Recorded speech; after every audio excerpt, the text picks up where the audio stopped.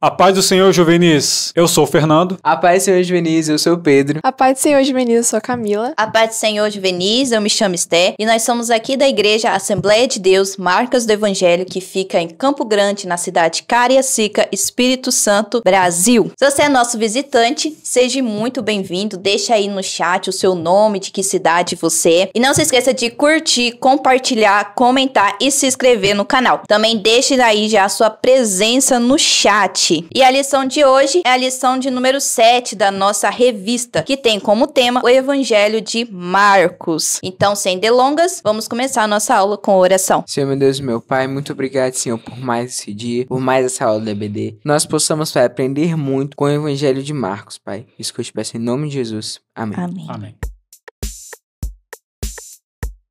Pai do Senhor, Juvenis. Meu nome é João Antônio e vamos para a leitura bíblica, que se encontra no livro de Marcos, capítulo 1, do 38 ao 45. E ele lhes disse: vamos às aldeias vizinhas, para que eu ali também pregue, porque para isso vim.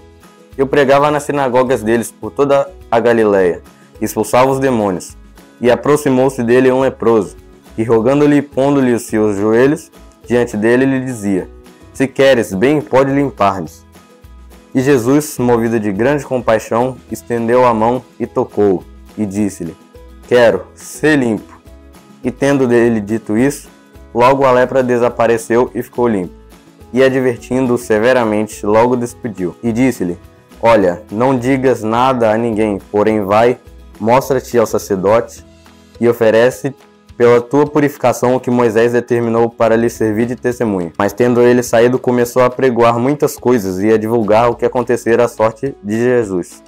Já não podia entrar publicamente na cidade, mas conservava-se fora, em lugares desertos, e de todas as partes iam ter com ele. Agora vamos ler em Marcos, do capítulo 8, do versículo 27 ao 31. E saiu Jesus e seus discípulos para as aldeias de Cesareia e de Filipe, e no caminho perguntou aos seus discípulos, dizendo: quem dizem os homens quem eu sou?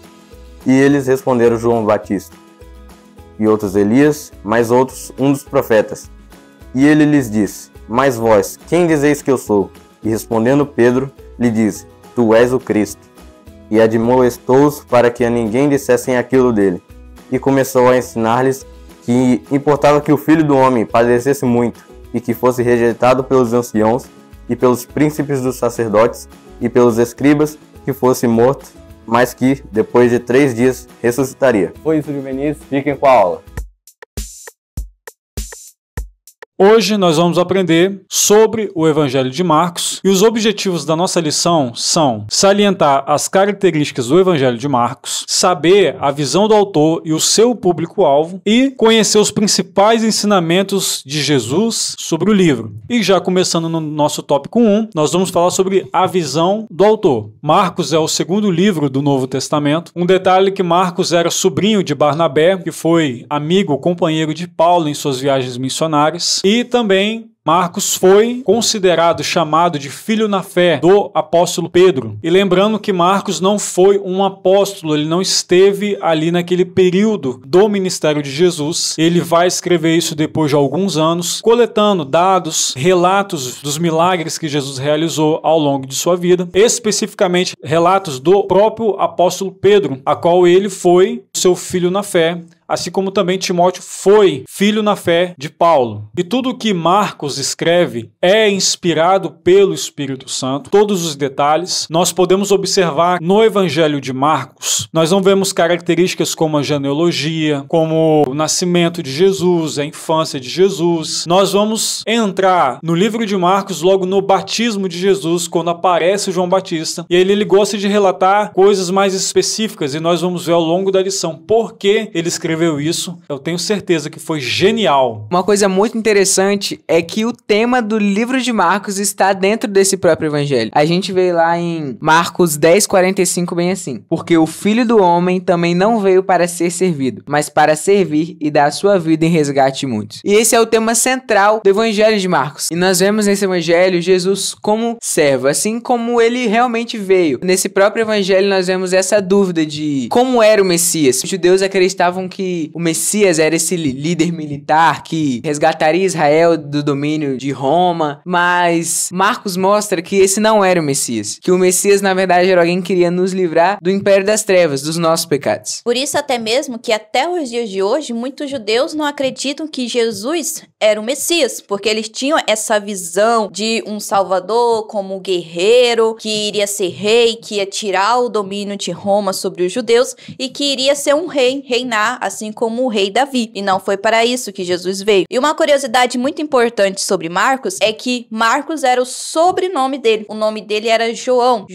Marcos. E foi na casa da mãe dele, onde eles estavam tendo uma reunião de oração, que Pedro foi quando saiu da prisão, milagrosamente. E aí a Bíblia vai citar que eles estavam orando em uma casa e era na casa da mãe de João Marcos. A casa da mãe de Marcos era o centro das reuniões da igreja primitiva, logo no início dela. Marcos, ele já acompanhava bem do começo da igreja todos esses milagres que aconteciam através da vida dos apóstolos. E nesse evangelho a gente percebe sobre a importância do anúncio da palavra de Deus. A maioria dos relatos sobre curas e milagres feitos por Jesus, a gente vê que assim que curados, as pessoas já começavam a anunciar sobre as boas novas da chegada do Messias. E também sobre até os próprios discípulos, após alguma reunião ou também alguma cura, eles anunciavam a palavra de Deus a todos aqueles que estavam ali em volta. E isso nos mostra sobre a importância de hoje nós não só experimentarmos a glória de Deus, mas também nós anunciarmos sobre as boas novas de Jesus. Marcos, em seu livro, ele vai enfatizar a natureza divina de Jesus. Era o Messias, o Filho de Deus. Por isso, ele enfatiza tanta importância de pregar a palavra. Por exemplo, a gente tem no livro de Marcos, no capítulo 1, versículo 38 e 39, e ele lhes disse, Jesus dizendo, vamos às aldeias vizinhas para que eu ali também pregue, porque para isso vim. E pregava na sinagoga deles por toda a Galileia e expulsava os demônios. Então, Jesus enfatizando sempre a importância da pregação, porque é a palavra que vai sustentar os milagres, a libertação. E Jesus também enfatiza isso para os discípulos, para eles pregarem a palavra. E para nós também, ide para todo mundo e pregai o evangelho. Assim, Marcos nos evidencia que receber o milagre de Jesus aqui nesta terra não é o mais importante, mas nós sermos testemunhas quanto à salvação eterna.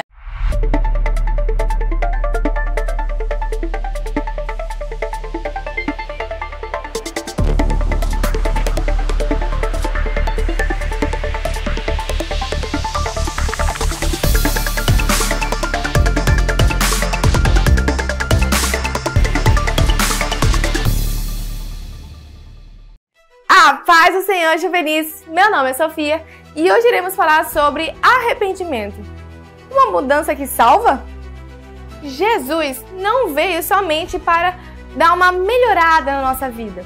Ele veio mudar o nosso rumo completamente. O primeiro chamado de Jesus foi: arrependam-se! Não é apenas sentir culpa, é virar a vida de ponta cabeça, se for preciso.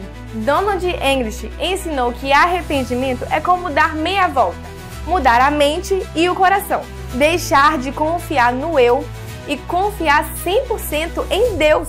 Mas atenção, arrependimento não é vago, é específico, é na prática. João Batista disse: compartilhe com quem não tem. Aos cobradores de impostos, não cobre além do justo. Aos soldados, não sejam violentos, sejam honestos. E não para por aí. Jesus disse ao jovem rico: vende tudo, ajuda aos pobres e me siga. Ou seja, não é só sobre mudar o discurso, é sobre mudar a atitude. Jesus e João Batista não passaram a mão na cabeça. Eles foram claros.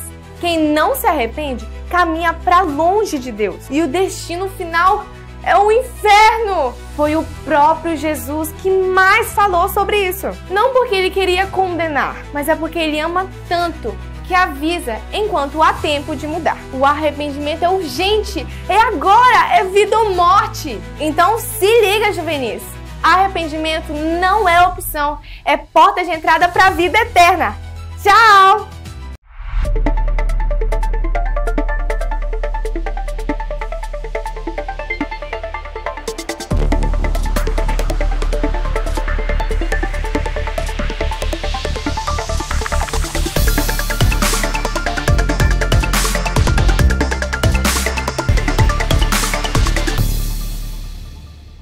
hoje nós podemos ver como foi naquele tempo. As pessoas estão em busca da cura, mas elas não querem a Deus. Elas estão em busca de libertação, mas no momento da libertação, que elas são libertas de suas opressões, elas não querem mais a Deus. É importante nós entendermos o seguinte, que os sinais acompanharão os que creem. E creem em quê? Que Jesus é o Filho de Deus e que a palavra é divinamente inspirada, que a palavra de Deus é proveitosa para tudo, para nos ensinar, para nos doutrinar, para fazer tudo. Então nós precisamos da palavra, porque através da palavra nós teremos em nós o poder de Deus atuante e tudo vai ficar completo. Por isso a palavra de Deus ela precisa ser centralizada em nossa vida, em tudo, porque ela nos dará o caminho da cura, o caminho da libertação, o caminho que nos leva para próximo do nosso Senhor Jesus Cristo. Assim como o apóstolo Paulo escreveu uma de suas cartas destinada aos romanos, nós vemos que o evangelista Marcos, ele faz a mesma coisa. Ele tem os seus escritos dirigidos aos cristãos que enfrentavam perseguição e sofrimento em Roma.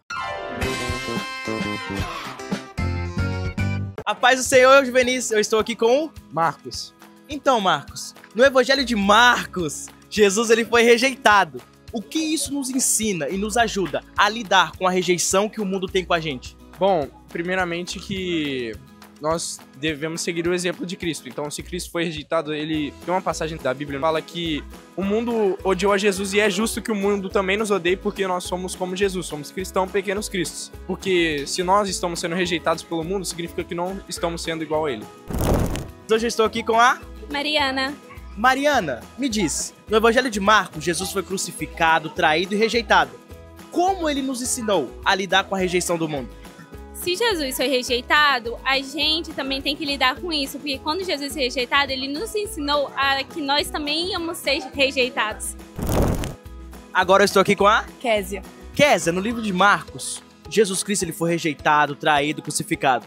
Como ele ensinou a gente a lidar com esse tipo de coisa, com a rejeição do mundo? Eu continuo servindo a Deus porque, mesmo ele sendo rejeitado, ele continuou firme porque ele sabia quem ele era. Ele sabia da identidade dele. Então a gente, mesmo a gente sendo perseguido, a gente sabe quem a gente é em Cristo e a gente permanece firme porque ele nos dá força para continuar. Os indícios que nos dá a entender que Marcos escreveu para os romanos é, por exemplo, o tema do sofrimento, a explicação de costumes judaicos, porque não faz sentido explicar os costumes para os judeus, então nos dá a entender que ele não estava escrevendo para judeus, mas para os gentios. A menção aos herodianos também, que era um grupo partidário de Roma, e a divisão da noite em 4 vigílias, que era um sistema romano. E agora algumas características do livro de Marcos. Por alguns especialistas, ele é considerado um dos primeiros evangelhos a serem escritos. Ele também é o menor em número de capítulos, contendo apenas 16. Marcos, ele já inicia no ministério de Jesus, ele pula toda essa parte da infância, nascimento de Jesus, nascimento de João Batista, e já começa ali quando Jesus já é batizado por João Batista. O Marcos ele vai começar fazendo a conexão entre o Antigo Testamento e o Novo Testamento na profecia de Isaías, já iniciando ali no batismo de Jesus por João Batista. O livro de Marcos, ele também é conhecido como o Evangelho do Ministério de Jesus. Ele vai se deter em contar os feitos de Jesus, os milagres, as curas, os prodígios. Então, tudo que Jesus fez nessa terra. Por isso que ele corta a genealogia, não fala sobre nascimento e crescimento, porque a centralidade dele é de mostrar Jesus como servo, que ele veio para servir. O livro de Marcos, ele é o evangelho mais resumido que tem. Isso porque Marcos tinha um poder de síntese muito grande. Por exemplo, a gente vai ver a passagem da tentação, que enquanto em outros evangelhos, principalmente de Mateus e de Lucas, foi bem detalhado, Marcos vai escrever em apenas 2 versículos. Ele vai dizer em Marcos, capítulo 1, versículo 12 e 13, sobre a tentação de Jesus. No versículo 12 ele diz: "E logo o Espírito o impeliu para o deserto", versículo 13. "E ali esteve no deserto 40 dias, tentado por Satanás. Vivia entre as feras e os anjos o serviam." Então ele não vai especificar como foi a tentação, apresentação. Ele apenas resumiu, assim como ele também resume várias passagens e algumas passagens que nós também só encontramos no livro de Marcos. É muito interessante que há alguns detalhes que nós só encontramos no livro de Marcos, como 2 milagres, que é a cura do surdo e gago em Decápolis e a cura do cego de Betsaida. E também há uma parábola que só é registrada no livro de Marcos, que é a parábola da semente que é plantada e dá fruto, em Marcos 4, 26 a 28. E a centralidade do livro de Marcos é apresentar Jesus como servo sofredor. Como todo evangelho vai apresentar uma característica única de Jesus, Marcos ele quer apresentar o Jesus servo. Por isso que ele sempre vai enfatizar os milagres de Jesus, para mostrar que Jesus sempre esteve servindo a humanidade, sempre servindo ao povo. Marcos detalha coisas muito interessantes, que Jesus olhava para a multidão e se movia de íntima compaixão. Então ele saía a pregar, a curar, a libertar endemoniados. E é no livro de Marcos que nós encontramos esses detalhes tão maravilhosos, tão íntimos, mostrando que Jesus, quando ele olhava para a multidão, ele via um povo oprimido, cativo, como ovelhas perdidas, e o espírito dele se movia de íntima compaixão, então ele saía a servir aquelas pessoas. E o Marcos, ele descreve mais essa visão dos discípulos, porque nós vemos que os próprios discípulos não sabiam reconhecer que Jesus ele era o Messias. Nós vemos, como foi dito na leitura bíblica em Marcos 8, onde Jesus pergunta: quem dizes que eu sou? E depois ele pergunta para os discípulos: quem vocês dizem que eu sou?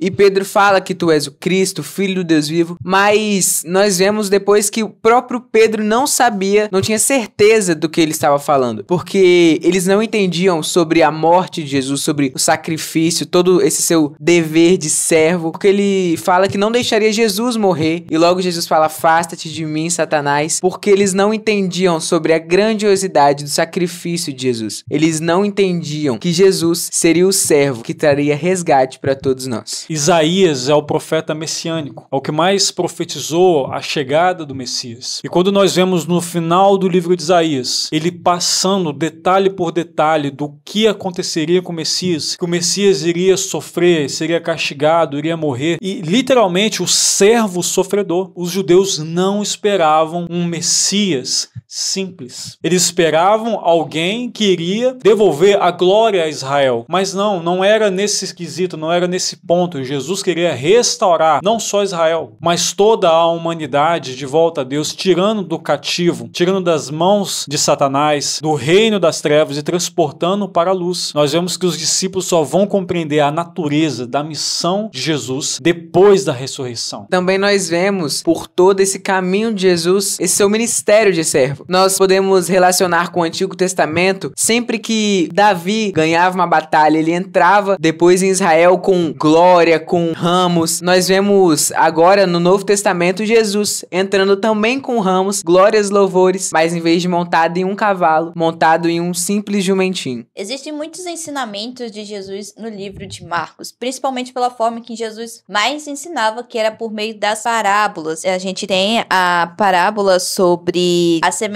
que é plantada e dá fruto, que só está escrito no Evangelho de Marcos. E embora o livro de Marcos tenha menos parábolas do que os outros evangelhos, ele deixa claro que essa era a forma que Jesus passava os ensinamentos, mas explicava mais detalhadamente para os discípulos a sós. Então ele vai dizer: e com muitas parábolas tais lhe dirigia a palavra, segundo o que podiam compreender, e sem parábolas nunca lhe falava, porém tudo declarava em particular aos seus discípulos. E também alguns ensinamentos mais específicos que Marcos retrata no seu evangelho: o poder para perdoar pecados, o jejum, o sábado, o reino dividido e a blasfêmia contra o Espírito Santo, o que contamina o homem, o maior no reino dos céus, o escândalo, o divórcio, a fé, a oração e o perdão, e também o pagamento de tributos. E assim como os evangelistas Mateus e Lucas, Marcos também mencionou o sermão profético de Jesus, onde ele fala do princípio das dores, a grande tribulação e a vinda do Filho do Homem. Mostra também a vida de oração de Jesus, que é um detalhe muito interessante, muito importante, que Marcos detalha especificamente que Jesus tinha uma vida de oração muito poderosa. Por isso ele é o servo, porque ele gastava muito tempo com oração, buscando a Deus, o Pai, servindo a humanidade. E muitas das vezes a gente lê e não entende aquilo ali.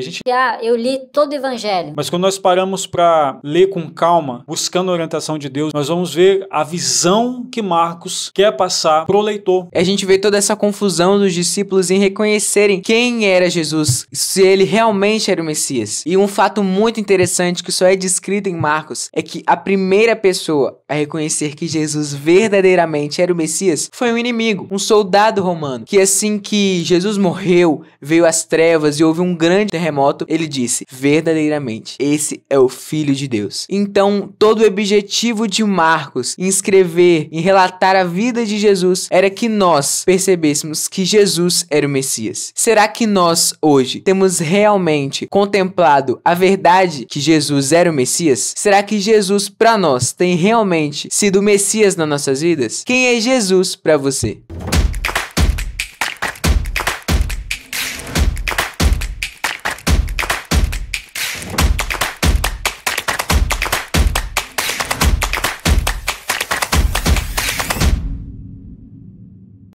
Olá, juvenis.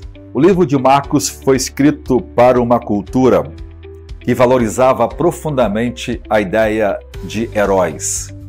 Os romanos eram ávidos por histórias de heroísmo, de grandeza, de conquistas, de grandes imperadores, de grandes heróis, de grandes generais e de batalhas que eles venceram. Então eles endeusavam essas histórias e elas eram escritas. Virgílio, o grande poeta romano, ao escrever a Eneida, tenta mostrar esse espírito romano de heroísmo, de vitórias, a ideia desses meio humano, meio deuses, desses híbridos que eram contados nas histórias antigas. Jesus então aparece como o grande herói do livro de Marcos. Se você está acostumado com filme de ação, o livro de Marcos é essencialmente o melhor livro de ação que podemos ter. A palavra que mais aparece no livro de Marcos é a palavra imediatamente. Ou seja, parece que Jesus não tem tempo nem para comer. Ele sai daqui, vai para lá, volta aqui, faz um milagre, levanta um morto ali, cura um cego ali, pega um sermão aqui, enfrenta um ali, faz um negócio extraordinário aqui, anda sobre as águas. Ele não para. Marcos vai conectando os fatos com a palavra imediatamente. Imediatamente. A ideia é mostrar um herói, o verdadeiro herói. Só que agora um herói diferente. Esse herói não está matando seus inimigos. Esse herói não está fazendo nada fictício, mentiroso, como é contado na Eneida de Virgílio. Esse herói está servindo as pessoas. Esse herói está dando-se como sacrifício. Esse herói é movido por humildade e por amor. Isso deve tomar conta do nosso coração. O nosso trabalho, tudo que a gente faz hoje é para servir, é para ser usado como obra de amor, para ajudar aqueles que precisam. Você pode, por exemplo, pensar na universidade e pensar no curso em que você teoricamente iria ganhar muito dinheiro. Esta não deveria ser nenhuma das nossas motivações.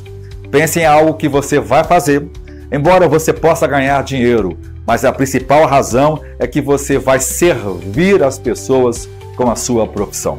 O chamado cristão é um chamado para servir. O líder é o servo de todos. Aquele que mais serve é quem melhor lidera. Quem não presta para servir, não presta para liderar.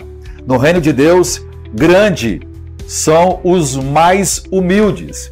A verdadeira grandeza do reino de Deus é a humildade. Os gigantes do reino de Deus são os mais humildes, os mais pacientes, os mais amorosos e os mais dispostos a servir e desfrutar de tudo aquilo que Deus nos chama para fazer no seu Evangelho. Deus abençoe.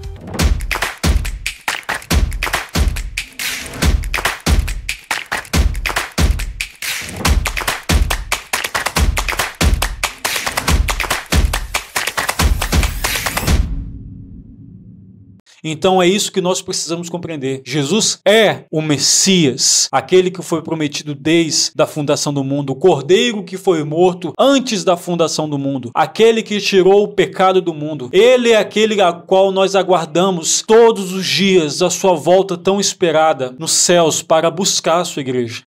E agora, juvenis, nós chegamos a um momento muito importante da nossa aula, que é o ofertório. Então eu te convido a estar ofertando na casa de Deus. Aqui embaixo vai aparecer quais são os meios. Você pode fazer pelo Pix, transferência bancária. Você também pode estar trazendo o seu dinheiro à noite, entregando na tesouraria. Também quero te convidar a estar participando dos votos do 1000 Valentes, que tem como objetivo comprar esse espaço aqui. Então também vai estar aparecendo na sua tela quão grandioso esse espaço e quantos benefícios eles têm trazido para nós. Então não deixe de contribuir e que Deus te use para abençoar a obra da casa de Deus. Viveu entre nós, filho do homem, filho de Deus, curando os enfermos, livrando os cativos, era chegado o reino de Deus, foi humilhado, crucificado, tão rejeitado pelos seus, ressuscitado, glorificado, o inferno e a morte venceu. E agora, quem dizem que tu és? Um profeta, um agitador qualquer. Teu Espírito me revela quem tu és. Ungido de Deus, tu és o Cristo, Filho do Deus vivo. Sobre essa rocha, tua igreja está. Tu és o Cristo, Filho do Deus vivo, rocha inabalável, outro igual não há, igual não há.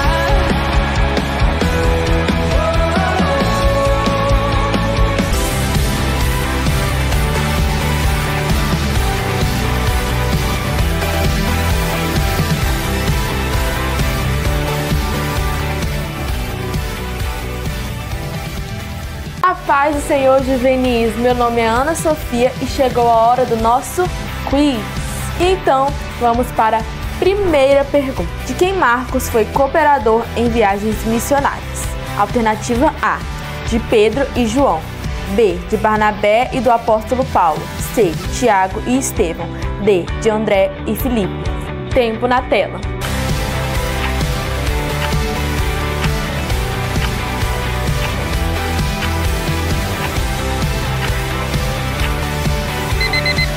E acabou o tempo. E a resposta certa é a letra B, de Barnabé e do apóstolo Paulo. Qual era o público-alvo de Marcos em seu evangelho? Letra A, judeus convertidos da Palestina. B, samaritanos do norte de Israel. C, cristãos gentios de Roma. D, fariseus arrependidos. Tempo na tela.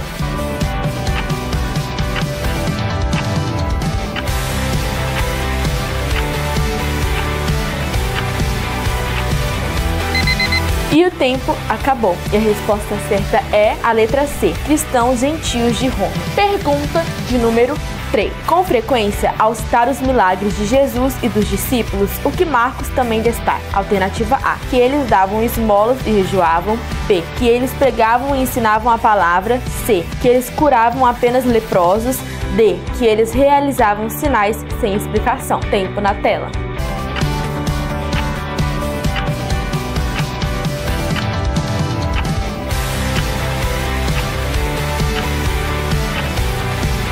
E a resposta correta é a letra B, que eles pregavam e ensinavam a palavra. Pergunta de número 4.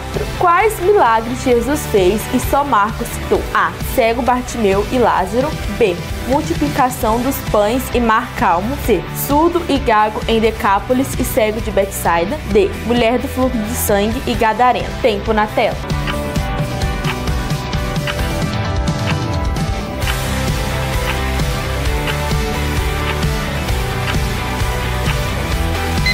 Bom, e o tempo acabou.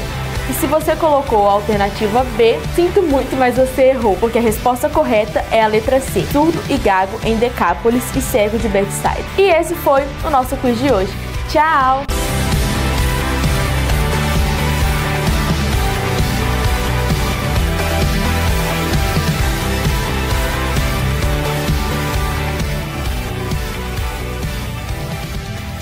Chegamos ao final de mais uma aula e, para finalizar, vamos orar? Senhor, nosso Deus eterno Pai, queremos agradecer por mais essa aula gloriosa, poderosa, a qual todos nós aprendemos muito sobre o Senhor. Que cada um, Senhor, possa levar essa mensagem, esse ensinamento no coração para a vida diária, para compreender que Jesus é o Messias, o escolhido, prometido por Deus. Que possamos aprender cada dia mais da Tua Palavra, Senhor. Abençoe cada aluno, cada visitante, todas as famílias representadas, cada um que assistiu essa aula, Senhor. Em nome de Jesus, nós te agradecemos, Senhor. Amém. Tchau, juvenis! Tchau, juvenis!